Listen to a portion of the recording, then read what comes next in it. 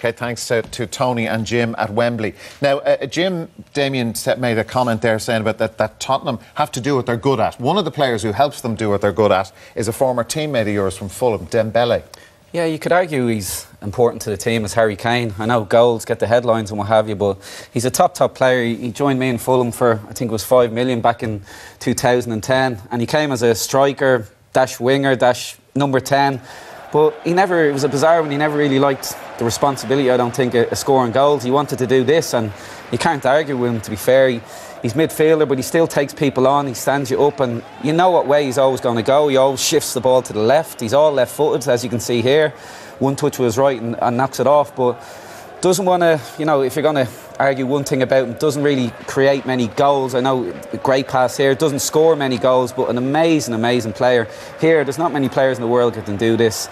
Straight from a kick out, breaks the lines, and he takes 2-3 people out of the game. Just ice cool. And again, I can count on one hand the times I played, and even watching him now as a fan, he never loses the ball. And again, this is the dirty side.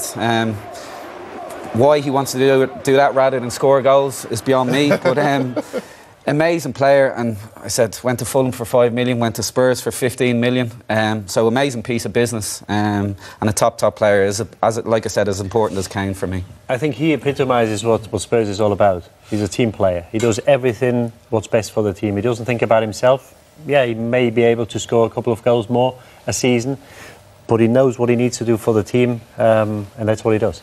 But Richie, at that point about and Pochettino was big on this, about the collective, and it's all about we've got to share everything. Nobody goes off and does their own thing. Like, you've got to have a unique group of players to get them all to buy into that, do you? I think a lot of managers will promote that in their squads, and a lot of them will aim for that, but you've got to have a certain group of players that will do it. You have certain kind of personalities, and whether they had it to begin with or not, or whether the managers impose it on them, the end result is exactly like Didi said. They're playing like a really tight-knit group. A lot of the squad have been there 2 or 3 or 4 years, and they're hearing the same kind of message from the manager, which is showing in how they're playing.